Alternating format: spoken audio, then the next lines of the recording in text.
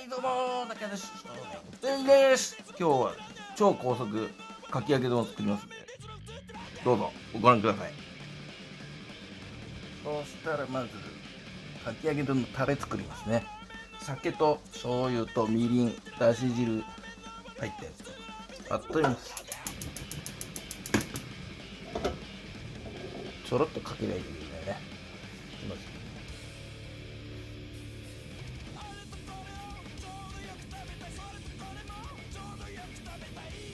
これはもう煮立てば OK。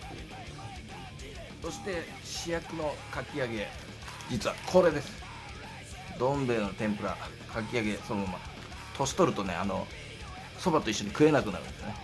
しつこい油っぽくなってね、そばだけ食ってます。だからこれはかき揚げ丼に食います。これをどうするかっていうと、レンジでチンします。はい、こういう感じで皿にのせます。皿にのせてレンジそのまま1分半ぐらいレンチン。その間にご飯を入れます。適量で好きなよ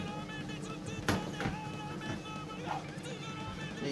いい感じでかき揚げ丼のタレが煮詰まりました。いい感じに煮詰まって、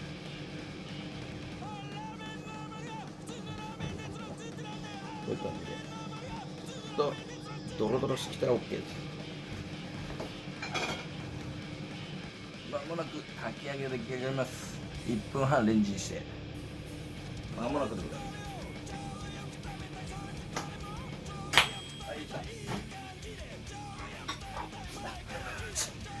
これ熱いんでね、皿が熱いんで気をつけて。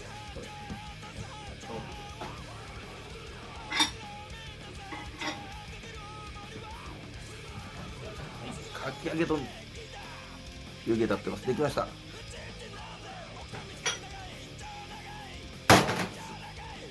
これが調味ですね。かき揚げでこれにタレをかけます。このタレをかける瞬間が素晴らしいです。どうぞ。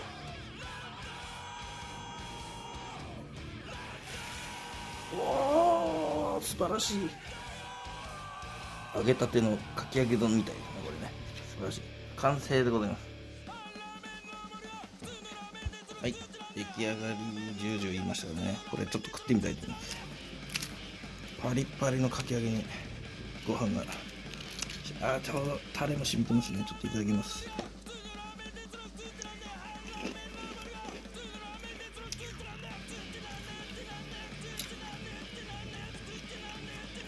うまい。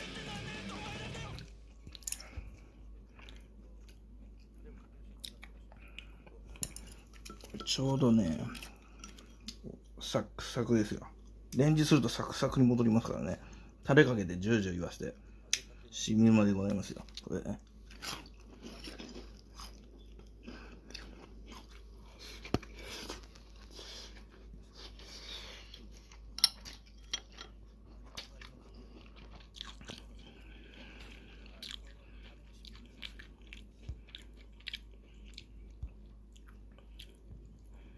かき揚げ丼大成功。イ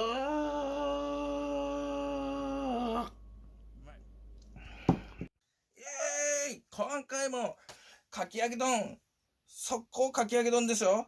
大成功の舞。